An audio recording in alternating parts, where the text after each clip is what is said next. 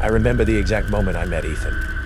It was third period of literature, September 15th of my senior year. He slid into the empty desk beside mine, the same desk that had remained vacant for the first 3 weeks of school. He smiled, and something in that smile seemed both warm and slightly off-center, like a picture frame hung just a few degrees wrong.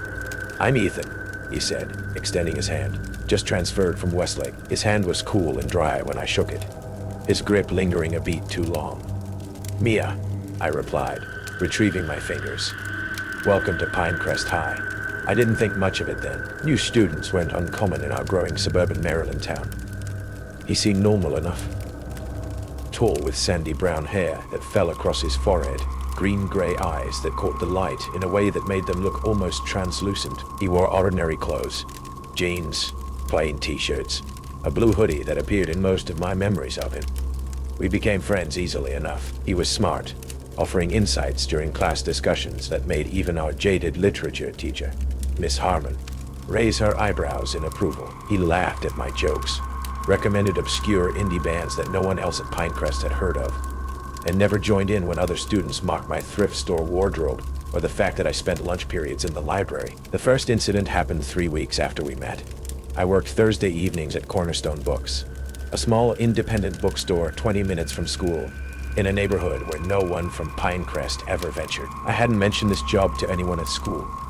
It was my sanctuary, quiet and removed from the social hierarchy that made most of my days a careful navigation of invisible boundaries.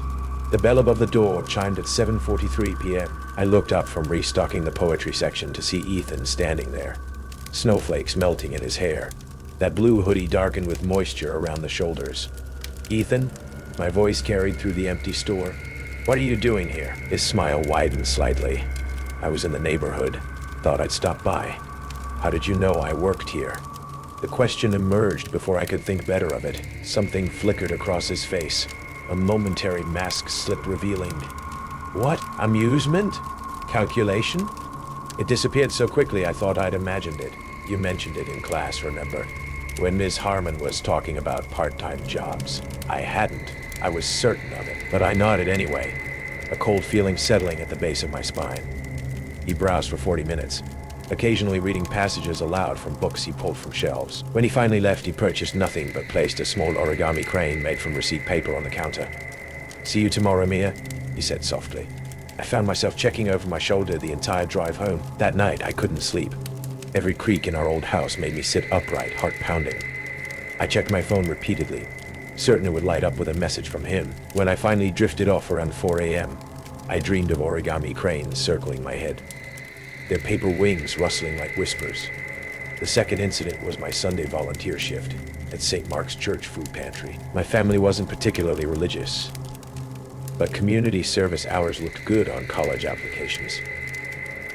I'd been sorting canned goods for about an hour when I felt someone beside me. Ethan stood there, sleeves rolled up, already organizing a box of pasta. "Mrs. Keller said you could use an extra hand," he explained before I could ask. Mrs. Keller approached a moment later. "Your friend is such a blessing, Mia. So nice of you to bring him." I hadn't brought him. I hadn't told him about the food pantry. I hadn't told anyone. "Yeah, I managed. Thanks for coming, Ethan." He worked alongside me for 2 hours, our shoulders occasionally brushing. Each contact sent a cold ripple across my skin. As we were leaving, he pointed to my car in the parking lot, a dented blue Honda Civic that had been my grandmother's. "Want me to follow you home? That back right tire looks a little low." It did look low. I hadn't noticed that morning. "No, it's fine," I said quickly. "I'll check it at the gas station." He nodded, eyes lingering on my face a beat too long. "Be safe, Mia." That night, I started a note in my phone. Places I'd seen Ethan that I shouldn't have. The bookstore, the church. The list would grow quickly. The coffee shop where I studied on Tuesday afternoons. I loved their chai lattes, too. The doctor's office where I had a physical. Just a checkup from me, too. The movie theater where I went with my only real friend, Layla. Great minds think alike, huh? Each time, he had an explanation. Each time, it sounded plausible enough that I couldn't directly challenge it without seeming paranoid. Each time, that cold feeling at the base of my spine grew more pronounced. By the 4th week, my sleep had deteriorated completely. Dark circles formed beneath my eyes. I jumped at every sound. In class, I'd feel his stare, but when I turned, he'd be focused on his notes, never looking my way. Yet the moment I faced forward again, the prickling sensation on the back of my neck would return. I started varying my routines, taking different routes home, visiting stores I'd never been to before. It didn't matter. He would appear, casual as always, that same slightly off-center smile in place. "We must be connected," he joked once. Like quantum entanglement. I stopped sitting next to him in literature class, started declining his offers to study together, made excuses when he suggested hanging out. His smile never faltered, but something behind his eyes hardened. The text started next. "Hope you feel better soon. That cold sounded bad this morning." I hadn't told him I was sick. "Blue looks nice on you today." Sent before I'd even left my bedroom wearing a new blue sweater. "Your mom's garden is looking good. Those hydrangeas are really taking off." We didn't have hydrangeas, but the next day, my mother came home with hydrangea bushes. "Always wanted these," she said cheerfully, planting them beneath my bedroom window. I began experiencing episodes of sleep paralysis. I'd wake in the night, unable to move, feeling a presence in my room. Sometimes, I'd see a figure standing in the corner, just a shadow, but I knew it was him. When I could finally move again, the room would be empty. No sign of intrusion. No sign of intrusion. Just my racing heart and sweat-soaked sheets. My grades slipped. Teachers noticed my distraction. Layla commented on my weight loss. "You look like you're disappearing," she said, concern etching her face. "I tried talking to my parents. He's just being friendly," my mother said. "Maybe he likes you." My father barely looked up from his laptop. "Set some boundaries if you're uncomfortable." "I tried talking to my guidance counselor. Has he threatened you? Made inappropriate comments? Touched you without consent?" When I answered no to each question, she gave me a pamphlet about clear communication and suggested I be more direct with Ethan. Lila was the only one who believed me. "That's straight up stalking," she said, scrolling through the texts. "You need to tell the police." I tried. The officer looked bored as he took notes. "Classmates showing up at public places isn't criminal behavior," he explained. "You can't do anything unless there's a threat or trespassing." The final straw came when I found the first Polaroid. It was wedged in my chemistry textbook. A photo of me sleeping, taken through my bedroom window. My curtain was pulled back slightly, just enough for a clear shot of my face, peaceful in repose. The timestamp in the corner showed 3:17 a.m. More photos appeared over the next week. Me at my desk. Me getting into my car. Me getting into my car. Me talking with Layla in what I thought was an empty hallway. And then the notes with the photos. "You talk in your sleep sometimes. You should lock your car doors. Anyone could get in. That password, Missing Month 2014, isn't very secure." Missing Month 14 had been my password since my mother's brief disappearance my freshman year. A terrifying week when she'd left without explanation, only to return claiming she needed space. I'd never told anyone that password, never typed it anywhere but my personal laptop. I began hallucinating his presence. I'd see his reflection in windows when I was alone, hear his voice whispering my name in empty rooms. Sometimes I'd smell his distinctive cologne, sandalwood, and something metallic, in places he couldn't possibly be. My doctor prescribed anti-anxiety medication. It didn't help. When I showed the photos to the police, they finally took a report. "Keep these," the officer said, placing them in an evidence bag. "Document everything. We'll look into it." That night, I double-checked every lock, pushed my desk against my bedroom door, closed and locked my window, despite the unseasonable heat. At 7 a.m., my phone lit up with a text. "You don't need to be afraid of me, Mia." I turned my phone off, tried to control my breathing. The soft tap at my window came at 3:17 a.m. exactly. Tap, tap, tap, tap. I froze, staring at the curtained window from my bed. Tap, tap, tap. A shadow moved across the fabric, the distinct outline of a hand pressing against the glass. My fingers fumbled for the baseball bat I'd placed beside my bed. I gripped it tightly, knuckles white, as I approached the window. One step, another.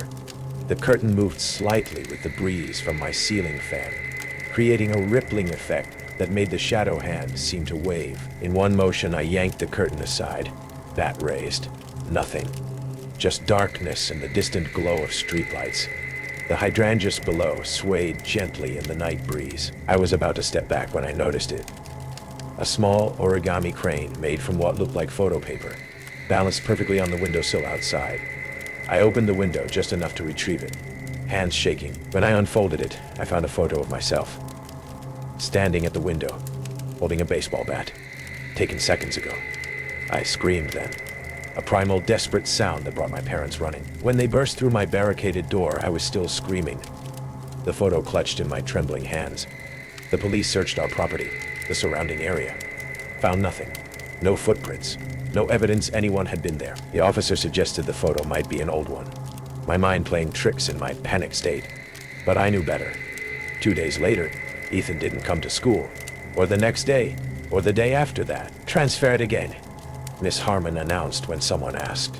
Family moved suddenly. A week passed. Then 2. No texts. No sightings. No Polaroids. I began to breathe easier, to sleep through the night. My parents stopped checking on me every hour. Still, recovery was slow. I developed a tic, constantly checking over my shoulder, scanning every room for his face. I slept with the lights on, afraid of what might be watching from the darkness. The tapping sound haunted me. Branches against windows, rain on the roof. Even my own fingers drumming nervously on my desk would trigger panic attacks. On the 1-month anniversary of his disappearance, I received a letter. No return address. Inside, a news clipping about a family in another state. Parents found murdered. Teenage daughter missing. The girl in the grainy photo had my eyes, my hair. Could have been my sister. And a note. Some connections never break. I'll find you again when you're ready. We have so much in common now. I'm writing this from my new room, in a new house, in a new state, under a new name. My parents didn't believe me, even after the letter. Thought it was a sick prank. But Lila helped me. Got me bus money, contacts for a distant cousin who agreed to take me in. I've dyed my hair, changed how I dress, created new social media accounts with fake information. I attend online school now. Don't go out much, but sometimes, when I'm falling asleep, I swear I hear it. Tap, tap. And last week, a new student joined my virtual app literature class. I haven't seen his face yet. His camera stays off, but there's something about his voice, about the way he analyzes the texts, about how he somehow referenced a band I've been listening to lately, one no one knows about. The moderator introduced him as a transfer student. His username is quantum entanglement. The tapping at my window has started again. Ethan's journal, entry #7, she ran again. This one lasted longer than most, nearly 4 months before she broke. They always break. They always run. That's part of the game. Mia was my 17th. Not the most challenging, but certainly the most satisfying so far. Her fear had such a beautiful progression, from confusion to doubt to terror to complete psychological collapse. The way she'd check her phone constantly, thinking I might text, the way she'd scan every room she entered, the dark circles under her eyes growing deeper each day. Art in motion. The family in Vermont won't be found for weeks. The daughter, what was her name? Sarah, provided sufficient documentation for my new identity papers. The resemblance to Mia was a lucky coincidence, but I've learned to work with whatever the universe provides. My collection continues to grow. 17 origami cranes, each made from a photo of their moment of complete breakdown. 17 perfect specimens of fear. The wall of my new bedroom is almost complete. Mia thinks she's clever with her hair dye and fake name, as if Marie Collins would fool me. As if I hadn't already mapped her cousin's house, cataloged the neighbors, identified the blind spots in their security. She doesn't understand yet. No one does. This isn't about hurting her. It's about the perfect dance of hunter and hunted. About documenting the exact moment when someone realizes they've never been safe. Not once in their entire life. I've enrolled in her virtual class. She suspects, but can't be sure. That delicious uncertainty, is it paranoia or legitimate danger, is the perfect seasoning. Tonight, I'll leave a hydrangea on her new windowsill, just to let her know. The quantum entanglement joke wasn't really a joke. Once I choose someone, we're connected forever. Across time, across distance. I'm already planning number 18, but I'll keep visiting Mia, They're never really finished after all. They're my collection, and I always take care of what's mine. The final bell shrieked through Jefferson High, a jagged wail that set my nerves buzzing.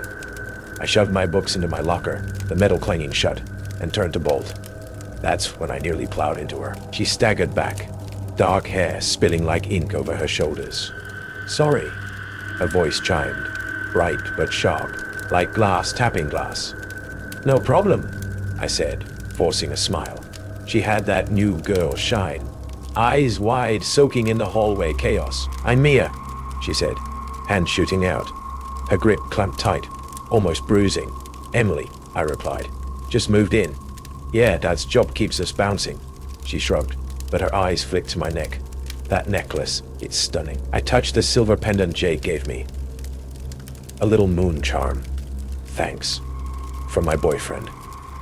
Her stare lingered. Too long, too heavy. My skin prickled, hands sliding up to shield it, like she wants to rip it off me, I thought.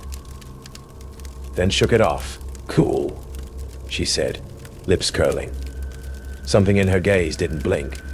Mia stuck fast after that. She trailed me to lunch, wedged into my circle with Jake and Sarah, my rock since grade school. Her laugh echoed mine, a twin ripple that felt warm, until it didn't. A week in, I walked into English and froze. Her hair, same chestnut waves, same blunt cut I'd gotten in August. "Twinsies," she chirped, grinning. My heart skipped, a thud against my ribs. "Did I tell you about that?" I asked, voice catching. She just winked, but I glanced at the classroom mirror. My reflection looked off, invaded. Sarah nudged me. "Braid swinging, you." "It's freaky." "She's just friendly," I said, but my hands fidgeted, unease coiling tight. Then came the locker. I tossed my bag in before Jim, heard a faint scratch inside, like nails on wood. I yanked it open. Nothing but books, yet a chill slithered down my back. Later, my cherry lipstick was gone. In the bathroom, Mia smeared it on, the red glistening wet. "That mine?" I asked, sharper than I meant. "Nope." "Malishcore," she said, too smooth. It looked dead on. Same tube, same shade. But doubt gnawed me. I started checking my bag every class, fingers trembling on the zipper. Her mimicry grew teeth. She showed up in my navy hoodie. Same scuff boots. Even my stud earrings. "Great minds," she'd say, mimicking my whatever shrug, my slow totally. Jake noticed too. I laughed it off, but caught her staring. Unblinking, lips twitching like she'd won something. Sarah wasn't subtle. "She's not right, Watch her," she hissed, after Mia parroted my order at the diner.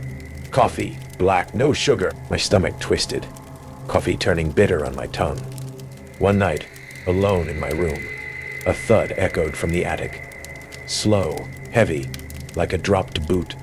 I froze, breath shallow, eyes glued to the ceiling. Another thump, old house, I told myself. But my pulse raced, a drum beat in the dark. Next morning, Jake texted. "Weird message last night. Unknown number. I know what you like. Prank?" My fingers shook typing back. "Maybe, but my gut said no." The text escalated. "I'm better for you. She's not enough." Jake showed me under the bleachers, his jaw tight. They knew things. Private whispers I'd shared in his truck. Windows fogged with spring rain. I checked my phone, my locker. Nothing missing, yet my scarf vanished. 2 days later, it hugged Mia's neck, gray threads soft against her skin. "That's mine," I snapped. Voice hard. "Thrift store," she said, eyes glinting. "Funny, right?" I didn't answer. Couldn't. That night, I found a photo on my bed. Me asleep, head tilted, snapped from inside my room. My knees buckled, a scream clawing up. I showed Jake and Sarah, hands trembling. "Cops. Now," Jake said, voice firm. I swiped my phone. Gone. The picture. Vanished. I deleted it. I stammered, their stares heavy with doubt. Footsteps woke me later. Soft taps overhead, pacing the attic. I grabbed my flashlight, heart pounding like a fist on a door, and climbed. The hatch creaked open. dust stinging my nose.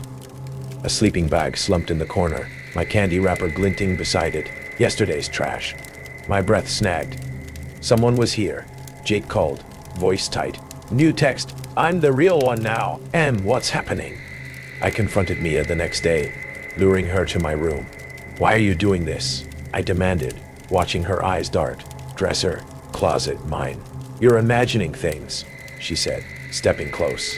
Maybe you are cracking. I grabbed her bag, lipstick, scarf. My key spilled out. You've been in my house. My voice broke, rage surging. Her face twisted. You don't deserve this life, she snarled, shoving me. I hit the mattress. Springs groaning, and she lunged. Hands on my throat, nails biting flesh.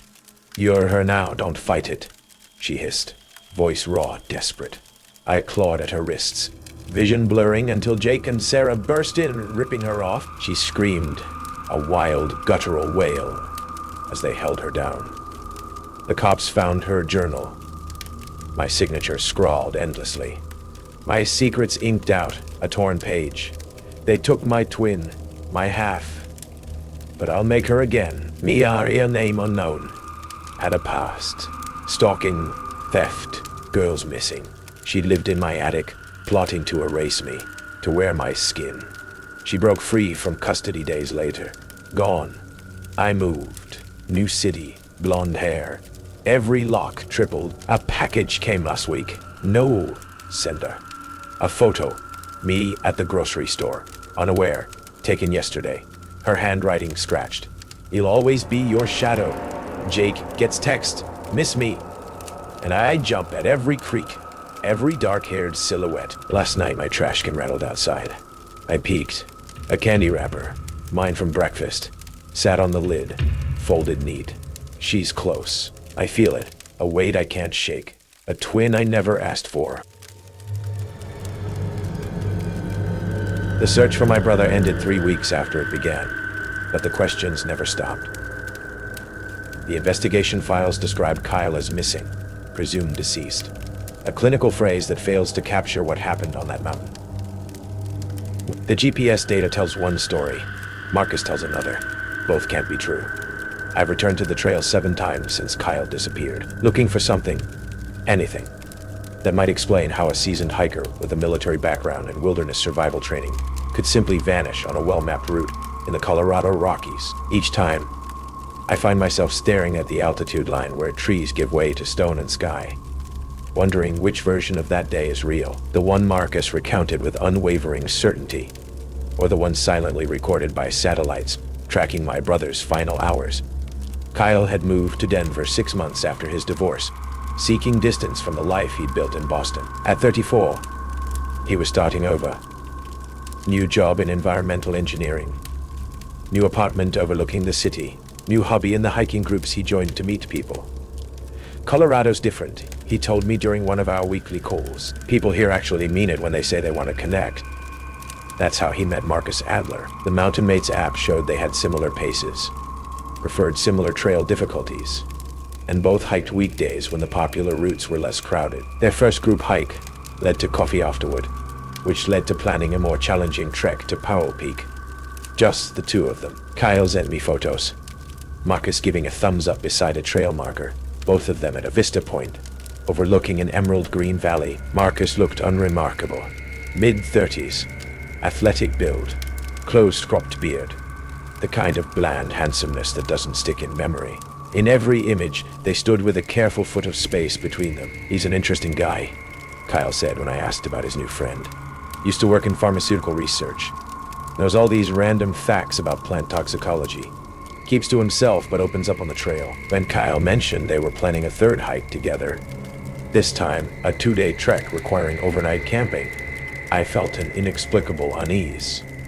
You sure you know this guy well enough? I asked. Kyle laughed. That's the point of these trips, Jamie. To get to know people. Besides, he's got an emergency beacon same as me. We both log our routes with the app. It's safer than hiking alone. The irony of that statement would haunt me for months. The Razorback Trail lives up to its name. A serrated line cutting through Mount Evans wilderness, alternating between dense pine forest and exposed ridge walks. Challenging but not technical. Remote but not isolated. Perfect for experienced hikers looking to test themselves without requiring specialized equipment. Kyle and Marcus set out on a clear Tuesday morning in late September. The weather forecast predicted ideal conditions. Cool, cloudless days with minimal wind. Kyle texted me when they reached the trailhead. Perfect day for it. Should summit by tomorrow afternoon. Signal probably spotty after this. Don't worry if you don't hear from me until Thursday. Attached was a final image. Marcus adjusting his pack in the background, not looking at the camera. Something about his posture seemed different. More rigid. Less casual than in previous photos. That was the last communication from Kyle. On Thursday evening when Kyle hadn't checked in, I called the emergency contact number he'd left. No answer. I waited another hour before calling the ranger station nearest to their exit point. No Kyle Matthews has checked in with us, the ranger informed me. But weather's been clear. Could be they're just running behind schedule. By midnight, with still no word, I filed a missing hiker report. The official search began at dawn. At 10:17 on Friday morning, Marcus Adler walked out of the Razorback Trail alone. According to the ranger's report, he appeared physically exhausted, but not injured. His account was straightforward. Kyle and he had reached their designated camping spot on scheduled Tuesday night. Wednesday morning, they disagreed about the route. Kyle wanted to take an unmarked shortcut he'd read about online. Marcus preferred staying on the established trail. They agreed to split up and meet at the summit. When Kyle didn't arrive by their agreed time, Marcus waited 3 hours before continuing down, assuming Kyle had changed his mind and returned via the main trail. It sounded plausible, reasonable even, two experienced hikers making a common decision. Except for one detail that unraveled everything. Kyle always hiked with his GPS tracking app activated, a habit from his military days. Electronic breadcrumbs, he called it. The app transmitted data to a cloud server every 15 minutes when in range, storing it locally when out of service, then uploading once connection resumed. When the search team pulled Kyle's tracking data, it showed something impossible. Kyle and Marcus had never separated. According to the GPS, they had continued together until 2:37 p.m. on Wednesday, reaching a remote section of trail 800 feet above the tree line. Then Kyle's tracker showed him stopping, not moving in a different direction, just stopping. Completely. The last recorded coordinates placed him within 6 feet of Marcus's position. The same Marcus who claimed they'd separated hours earlier. Electronics malfunction at altitude. Marcus explained during his third interview with investigators. Happens all the time. Batteries die faster. Signals bounce off rock faces. That tracker probably stopped working hours before. His voice remained steady, his gaze direct. He cooperated fully, volunteering his own GPS data without hesitation. Except his data showed a curious gap. Between 2:15 p.m. and 3:40 p.m. on Wednesday, his tracker registered no movement. A technical glitch, he called it. Just coincidence that it happened at the exact location where Kyle's tracker had gone permanently silent. The search expanded. Helicopters scanned the ridge lines. Cadaver dogs combed the underbrush. Volunteer hikers formed lines to walk the slopes yard by yard. Kyle's backpack was found 400 feet below his last recorded position. At the bottom of a steep ravine, contents scattered but intact. No blood, no torn fabric, nothing to indicate a struggle or fall. No body. If he fell, we would have found him, the search coordinator told me, voice softening with practiced sympathy. The terrain there doesn't have caves or crevasses deep enough to conceal an adult male. I studied the topographical maps until the contour lines blurred before my eyes. Traced every possible route down from that isolated point. Asked a question no one wanted to say aloud. How does a 190-pound man disappear from an exposed mountainside without leaving a trace? I met Marcus face-to-face 3 days after the search was officially suspended. He'd agreed to walk me through their route, revisiting key points to see if something might trigger a memory. In person, Marcus was more unsettling than in Kyle's photos. His movements had an unusual precision, as if each gesture were choreographed. His eyes rarely blinked. His voice maintained the same modulated tone, whether describing the weather or my brother's disappearance. As we hiked, I noticed him occasionally bending to examine purple-blue flowers growing alongside the trail.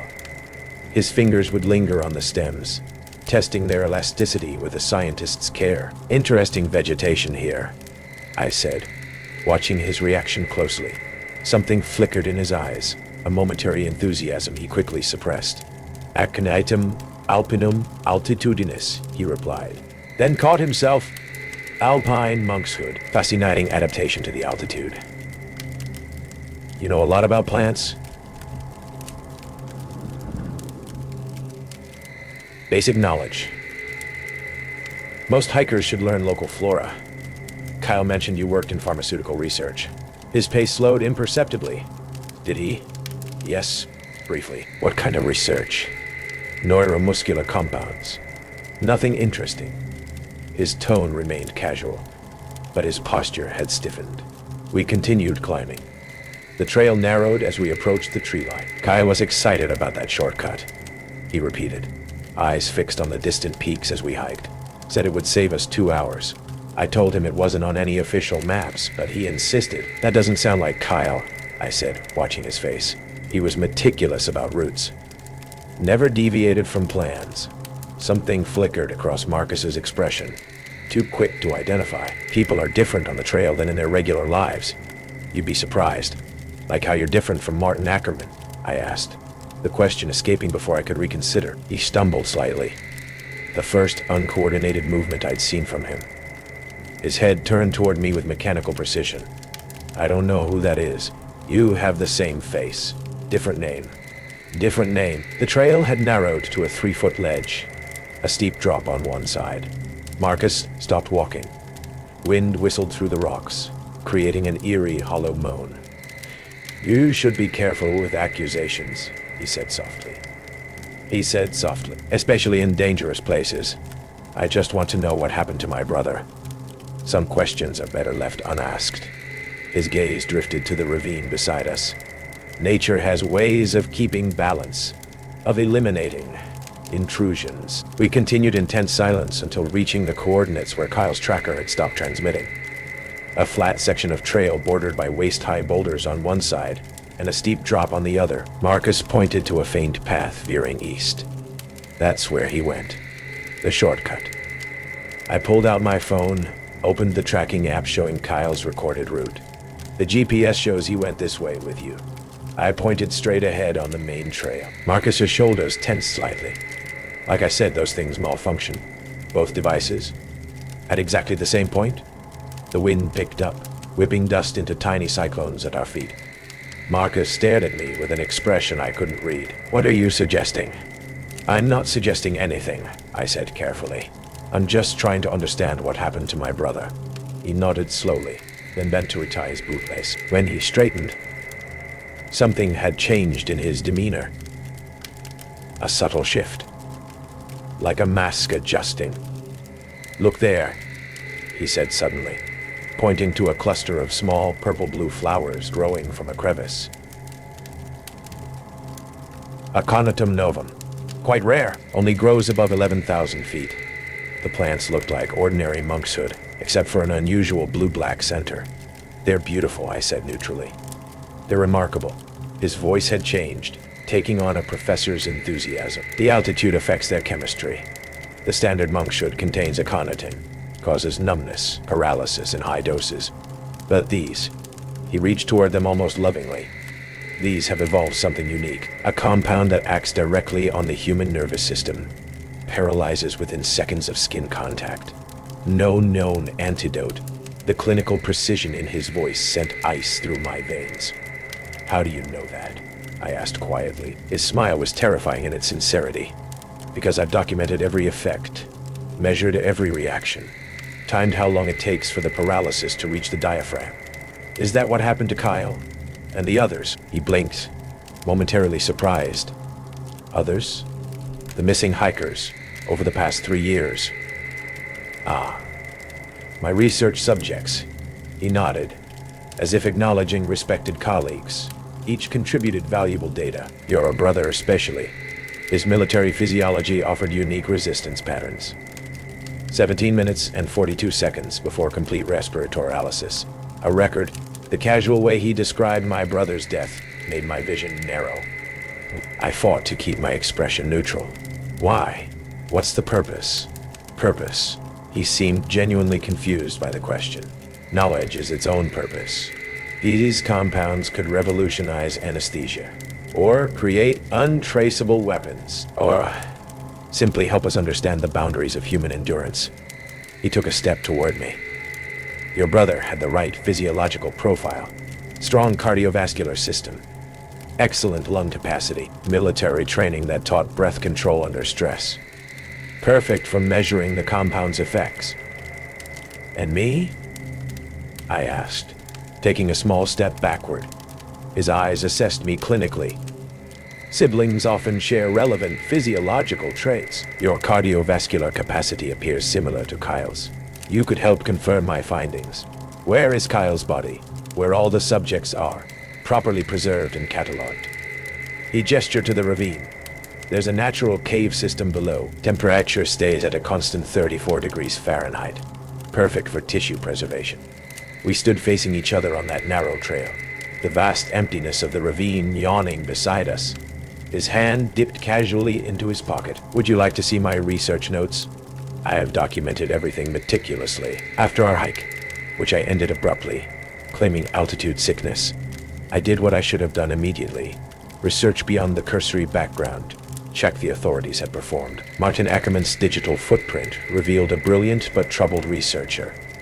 His dissertation on high-altitude plant neurotoxins had been published in several prestigious journals. He'd worked for a pharmaceutical company specializing in novel anesthetics until a whistleblower report alleged he was conducting unauthorized human trials. The company was shut down following a wrongful death lawsuit. Martin disappeared shortly after. Most disturbing was what I found on a hiking forum archived from 3 years earlier. A post describing an unusual encounter on a remote Colorado trail. Met this guy Martin who knew everything about the local plants. Super intense but friendly. We hiked together twice. Third time, he kept talking about this rare monkshood variant that only grows above 11,000 feet, paralyzes small animals instantly. Something weird about how he described it made me bail on our overnight trip. Call it instinct. Never saw him again. Below it, a response posted 6 months later. Was his last name Ackerman? If so, the guy I hiked with by that name gave me the same creeps. My buddy wasn't so lucky. Went hiking with him and never came back. Search found nothing. Officials ruled it an accident, but I always wondered. Further research into aconitum species confirmed they contain powerful neurotoxins. But no variant called aconitum novum existed in scientific literature. A botanical professor I consulted said certain high-altitude environments could potentially create unique chemical variations in known toxic plants, especially in isolated alpine ecosystems with extreme UV exposure. Theoretically possible, she explained, but highly unlikely anyone's found a new, more potent monkshood variant without documenting it in scientific literature, unless that someone wanted to keep their discovery private. When I brought this information to the detective handling Kyle's case, I was told they'd look into it. When I followed up a week later, Marcus Martin had moved out of his apartment, left no forwarding address. His phone number was disconnected. The case remains open but inactive, without evidence of foul play, the detective explained. We can only list Kyle as a missing person. I've hired private investigators, consulted wilderness experts, walked that section of trail so many times I could navigate it blindfolded. The question always remains, what happened in that 85-minute window when both GPS trackers stopped moving? Yesterday I received an unmarked package. Inside was a small glass vial containing dried flowers, purple-blue with black centers, and a meticulously detailed research journal. The first page bore the title, Aconitum novum, Neuromuscular Effects on Human Subjects at Altitude. Kyle's name appeared on page 37, along with detailed physiological responses documented in 5-second intervals. A handwritten note was paperclipped to the final page. Your brother's contribution to science was invaluable. His genetic similarity to you suggests you might demonstrate comparable neural resistance. The flowers enclosed require distillation before application. I'm not attempting to harm you.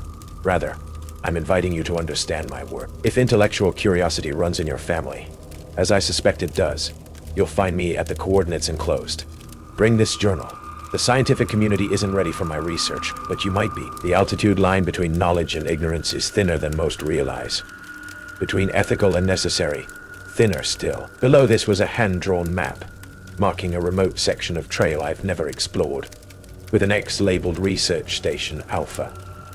I've scheduled another hike tomorrow. Told no one where I'm going except through this account. I've activated my GPS tracker and programmed it to send this document to the authorities if I stop moving for more than 6 hours. The altitude line between life and death is thinner than we think. Between truth and lies, thinner still. If I don't return, search for my brother and me at the coordinates I've attached. And whatever you do, never hike with a stranger who knows too much about purple flowers that only grow where the air thins and no one can hear you stop breathing. The first night, Daniel crashed on my couch.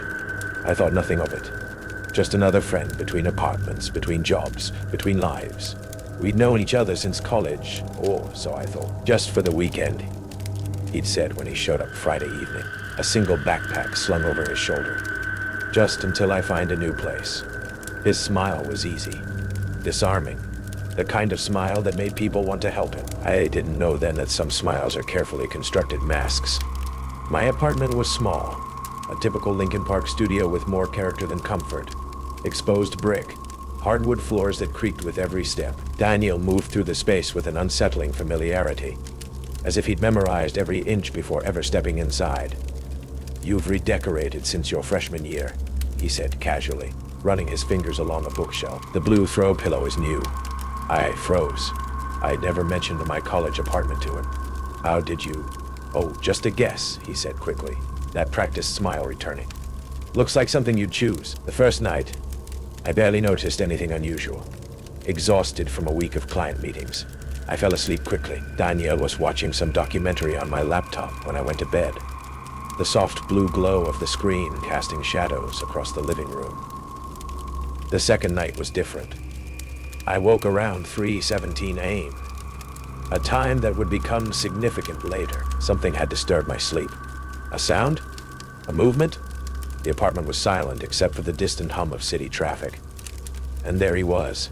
Daniel sat in the armchair opposite my bedroom door, perfectly still, illuminated by moonlight filtering through the thin curtains.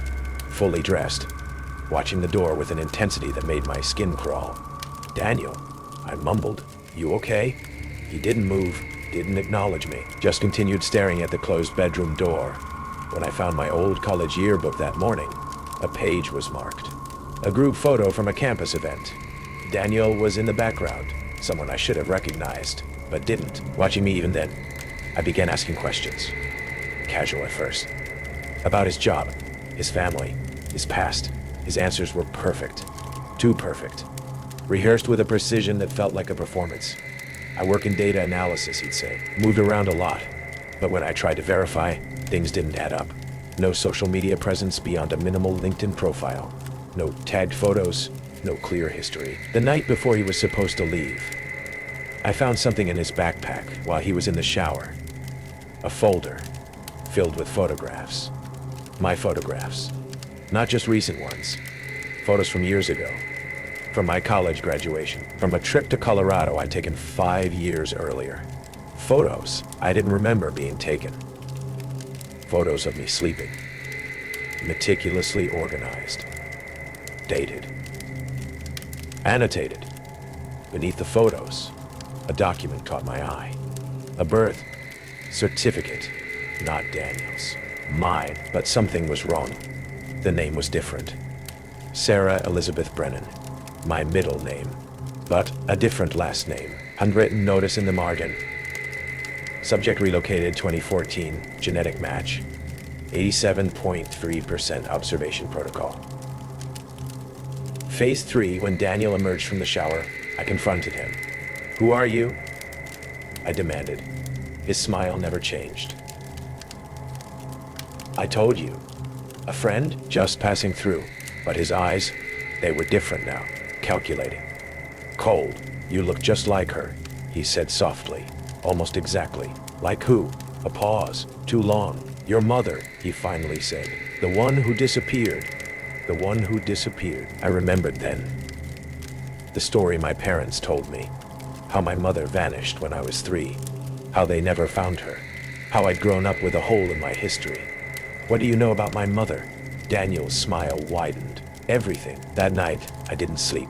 Sat in my living room with a baseball bat, watching the door to my bedroom. At 3:17 a.m., the power went out.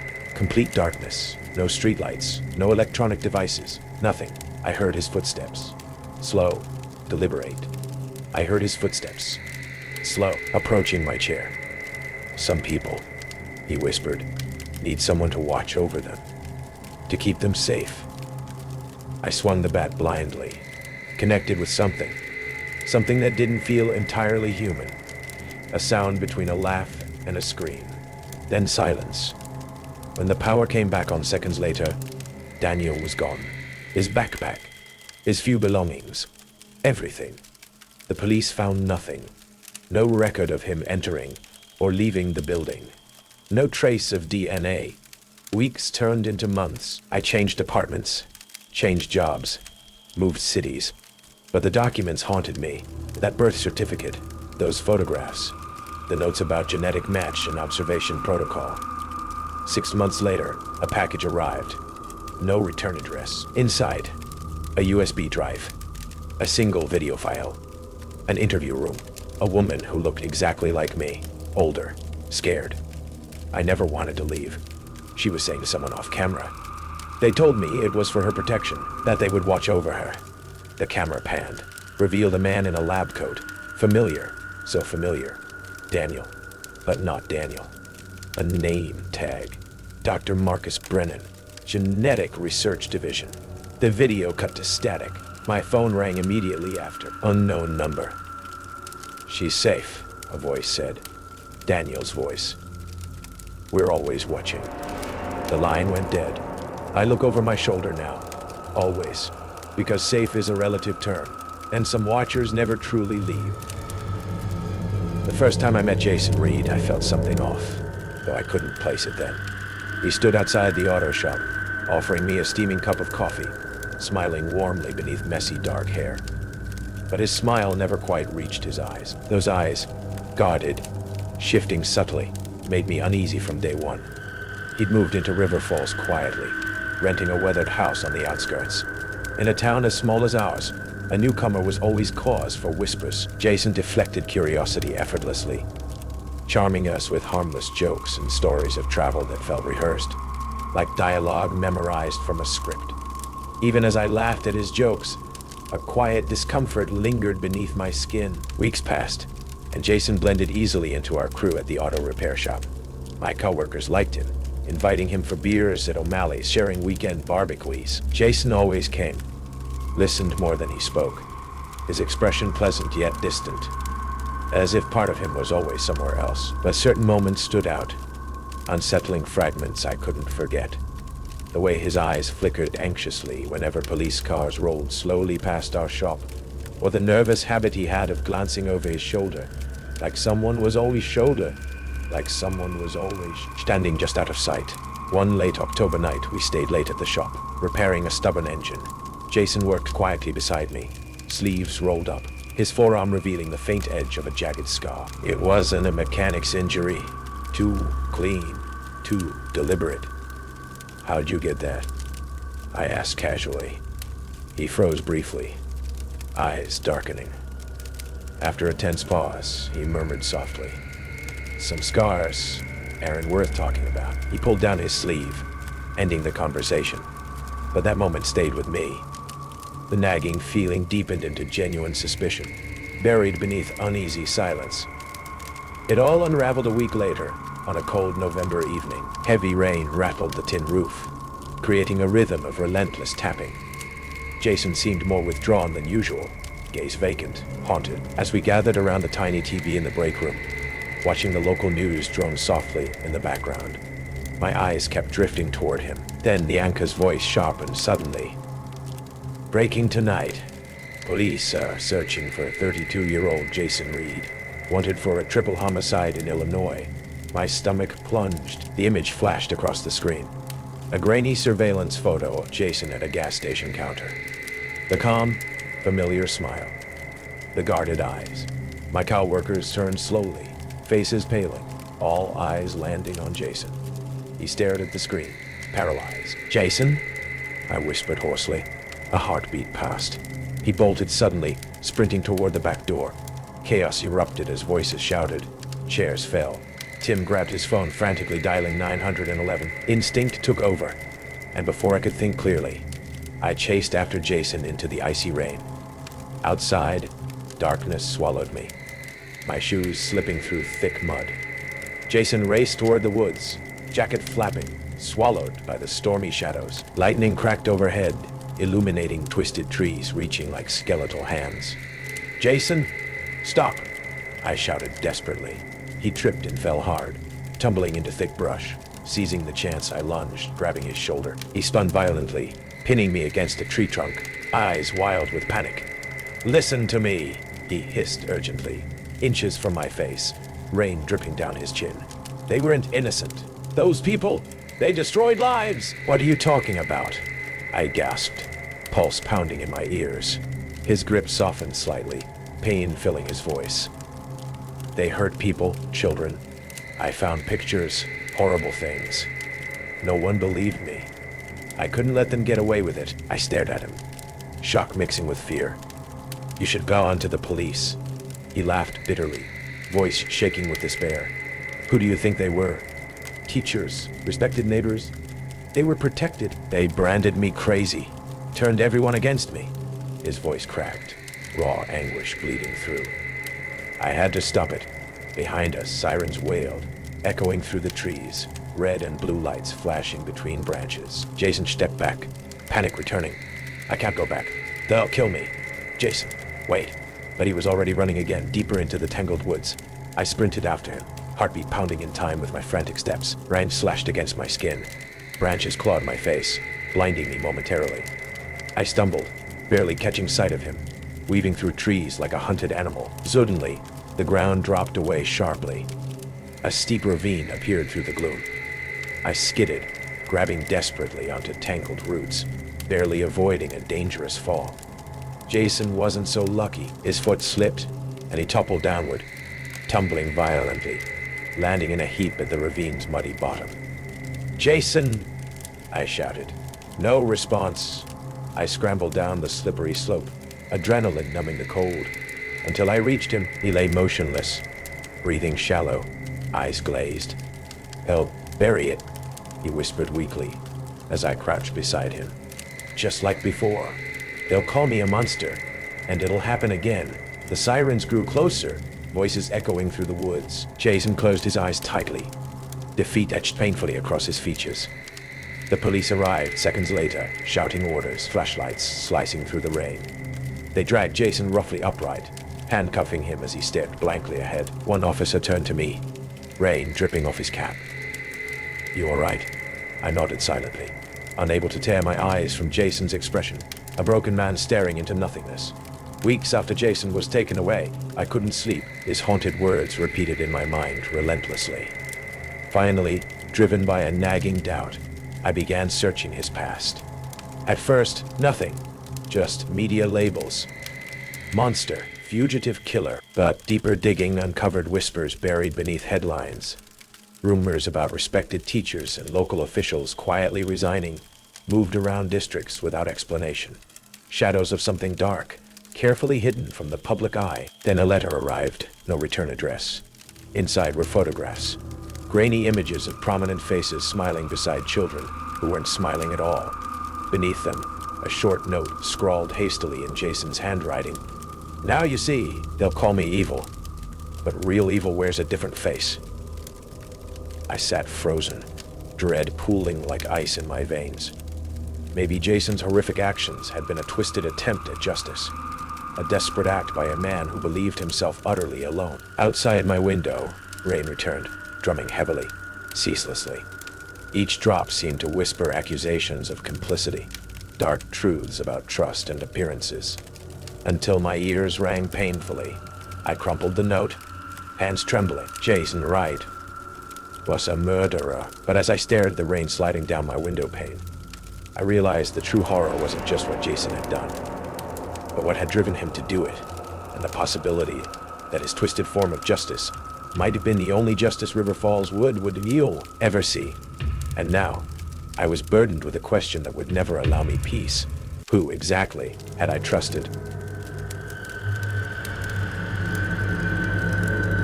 The first time Jax mentioned the tunnels, his voice took on a strange reverence that should have warned me. We were leaning against the graffiti-scarred concrete of Roosevelt Park, watching rain puddle in the skate bowls. His fingers tapped in a rhythmic pattern against his Zephyr deck. Tap, tap, pause, tap. Like Morse code, only he understood. "Found something you gotta see," he said, eyes tracking a police helicopter sweeping over Corktown. "Not the stupid train station, the real underground." I should have noticed how he stiffened when the K9 unit van passed, how his gaze lingered on the German Shepherd in back, its muzzle pressed against the cage bars. Jax knew the tunnels too well. He navigated the collapsed section near Michigan Central, like he'd memorized every crumbled brick. When our headlamps caught the first dog collar, rusted, dangling from a rebar hook, he didn't flinch. "Third one this month," he muttered, more to himself than me. "You been down here before?" His laugh echoed down the dripping corridor. "Everyone's new somewhere, Malik." The burner phone came next. Jax found it beneath a pile of rat-chewed blankets. Its screen cracked, but lit with notifications. He scrolled too fast. But not before I saw the message previews. "Found another feeder. Needs live bait tonight. Probably some dealers," he said, tossing it into the dark. The clink as it hit stone came seconds later. Too deep. 2 days before he vanished. Jack showed up at my mom's duplex shaking. Real shake, the kind that makes keys jingle. He kept scratching his left forearm through his hoodie, the fabric already frayed. "Check this," he shoved his phone at me. Security cam footage from a pet store. Date stamp, October 31st, 2012. A teenage boy who looked like Jax with shorter hair cradled a squirming Doberman puppy. The camera glitched, and suddenly the boy was alone, holding an empty collar. "My brother's dog," Jax said. Voice flat. "Dead." They said he forgot to latch the gate, but I saw the marks on the fence, 5 parallel grooves, deeper than any dog's claws. The video ended with a close-up of the collar's tag. Bentley. The grate looked older than the city. Its iron teeth bit into stone, rust flaking like dried blood. Jax's bolt cutter snapped the chain like it was licorice. "Wait." I grabbed his arm, felt hard ridges beneath his sleeve, pulled the fabric up. Scars. 5 parallel grooves running wrist to elbow. "Told you I fell through a window," he said, yanking free. The howl came then. Not canine, but something that mimicked it poorly. A wet, gurgling approximation that made my testicles crawl up. Jax's face lit with terrible recognition. Finally, he breathed. And I realized 2 things at once. The burner phone had displayed today's date. Jax wasn't wearing his Rolex. He shoved me toward the exit as the darkness behind us rippled. "Go! They want the one who smells like family." Police found his Submariner in the tunnel. Crown unscrewed. Inside the watch case, a microSD card. The files showed years of research. News clippings about missing pets. Veterinary records of strange bite patterns. Scanned pages from a DPD evidence log, describing unidentified biological matter at crime scenes. The deepest folder held a scanned yearbook page. Jax's brother Tyler, circled. Caption: tragically lost 10/31/12. But the most recent file chilled me.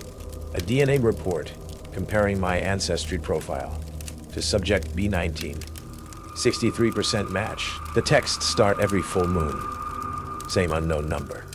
Same attached audio clip of Jax's voice screaming. "They remember your blood. They'll come smelling it." Last night, a video came. Night vision footage of Jax shirtless in a concrete chamber. Those 5 scars glowing faintly. Behind him, shadows moved wrong. "Tyler's here," he whispered, smiling for the first time since I'd known him. "Turns out they only take the whole family if you volunteer a replacement." The camera panned down. At his feet lay a Zephyr deck. Mine. From my boarded-up bedroom window, I watched the streets, waiting for the night I'll hear claws on fire escape. They say Detroit's underground stretches for miles. They don't say what's growing down there.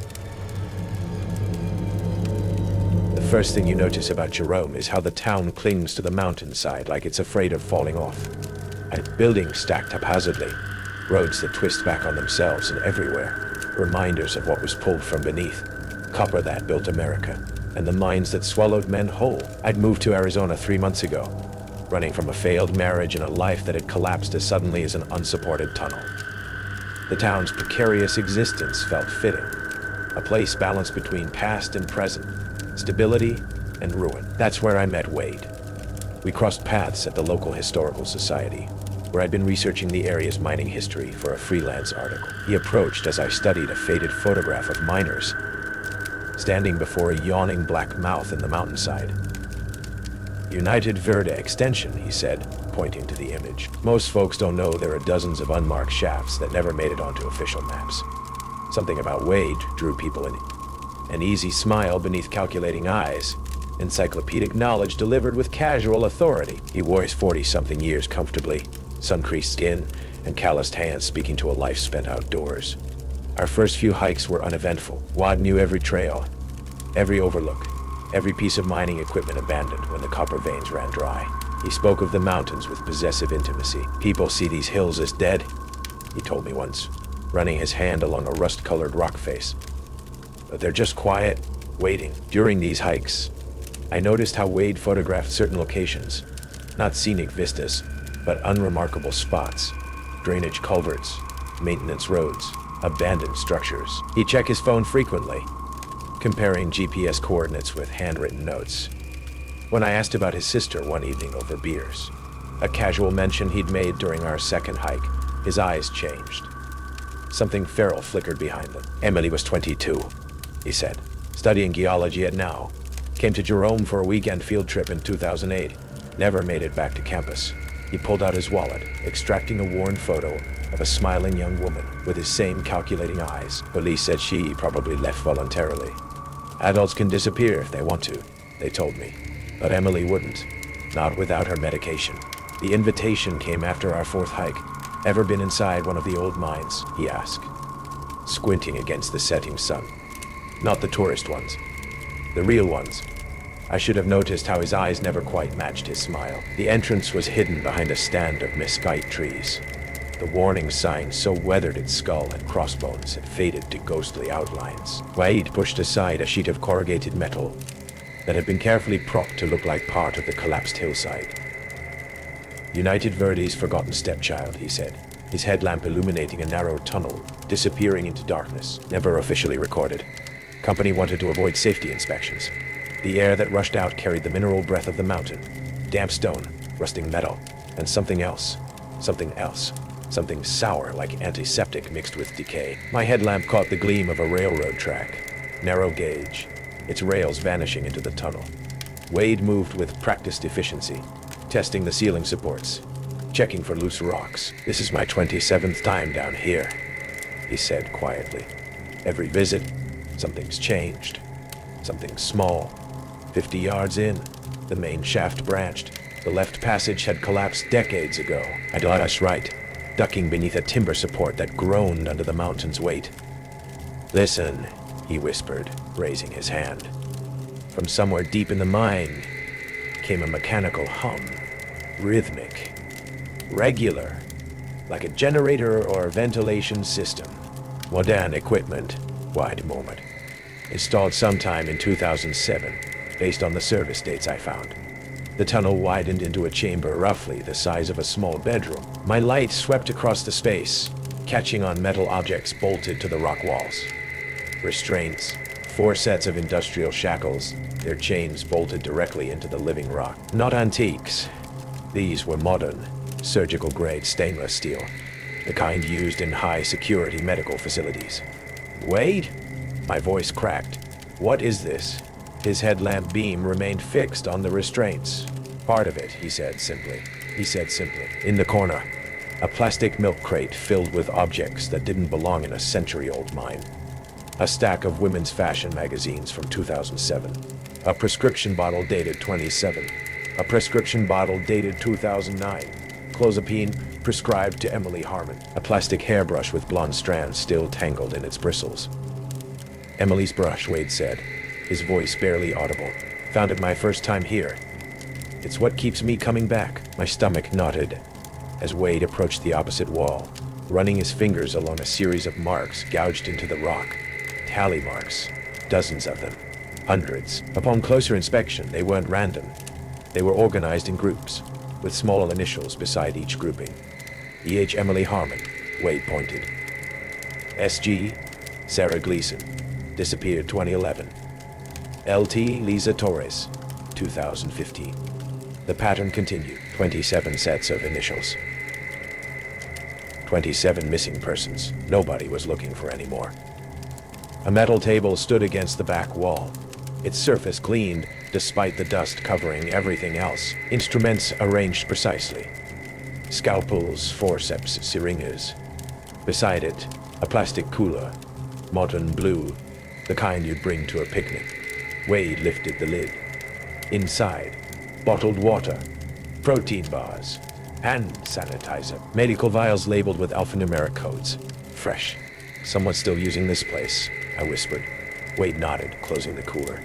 Every couple of weeks, always Wednesday or Sunday, always between 2 and 4 a.m. The implication hit me like a rockfall.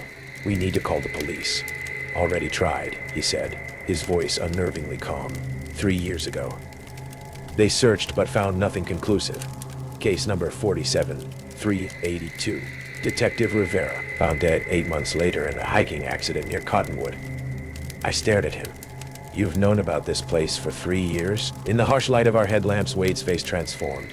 No longer the friendly hiking guide, but something harder, haunted. I found it by accident.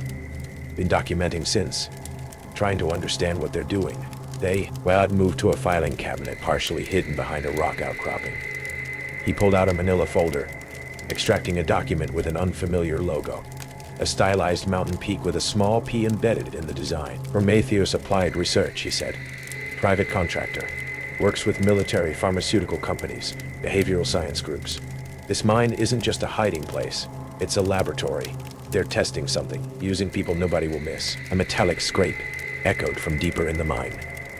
Wade's hand clamped over my mouth, his other hand extinguishing both our lights. Darkness. Complete. The kind that exists only underground. Another sound. Footsteps on loose rock. Approaching from a passage we hadn't explored. Wade's breath against my ear. Don't move. The footsteps stopped. A heavy silence followed, broken only by the distant drip of water on stone. Then, a voice. You brought someone new. Not a question. A statement. Wade's hand tightened against my mouth as a beam of light swept the chamber entrance. Had to, he called back, his voice steady. Pattern changed. Subject 33 showed adrenal response variants. You know the rules, Harmon. My blood froze. Harmon. Wade's last name was Kelly. No choice, Wade replied. 3 more missing since May. The compound isn't stabilizing properly in subjects over 40. The light withdrew slightly. The sister's blood sample was promising. We need more genetic matches. That's why I brought this one, Wade said, his grip on me tightening. Similar profile. The light swept over us again, lingering on my face. Processing tomorrow, the voice said finally. Standard protocol. The light withdrew. The footsteps receded. When Wade released me, I stumbled backward, panic rising in my throat. You're one of them. Your name was changed, he finished, his eyes hollow. When they recruited me in 2010. After I got too close. Your sister, they took her first, then they took me. And now, his voice cracked. They'll take you too, unless we run. Now. In the car, hands still shaking, I stared at Wade. What are they doing in there? Neurochemical alteration, he said mechanically, as if reciting from memory. Creating compliance through controlled trauma and pharmaceutical intervention. The perfect soldier. The perfect worker, the perfect citizen, and your sister. His knuckles whitened on the steering wheel. Subject 1, their first success. His phone chimed. A text message. His face drained of color as he read it. They found another one, he whispered, down by Cottonwood, just like the others. That night, I researched Prometheus Applied Research. Nothing official, but whispers on specialized forums. Government contracts, non-standard treatment protocols, facilities in remote locations across the Southwest. Wade called the next morning. We need to go back. Tonight. Are you insane? We need to report this. To who? His voice cracked. The sheriff who's on their payroll. The FBI agents who inspect the facility monthly. I've been documenting for years, but they're always one step ahead. Then why go back? A long pause. Because Emily's still there. Subject 1 is still alive. That afternoon, I found a small package on my doorstep. Inside, a hairbrush, blonde strands still tangled in the bristles. A note, your turn. Wade isn't answering his phone. The sun is setting over Jerome. From my window, I can see the mountainside and the stand of mesquite trees hiding the entrance to a nightmare. I know what I should do. Call police, pack my things, drive until Arizona is a distant memory. Instead, I'm checking the batteries in my headlamp, loading the pistol I bought after my divorce, downloading the files from Wade's secret cloud storage. 3 years of documentation, photographs, audio recordings. Because what waits in that mine isn't supernatural, it's human. And sometimes that's far worse. If you're reading this, I've missed my scheduled check-in. The files are attached. The coordinates are embedded in the metadata. Look for us in the dark, all 29 of us now.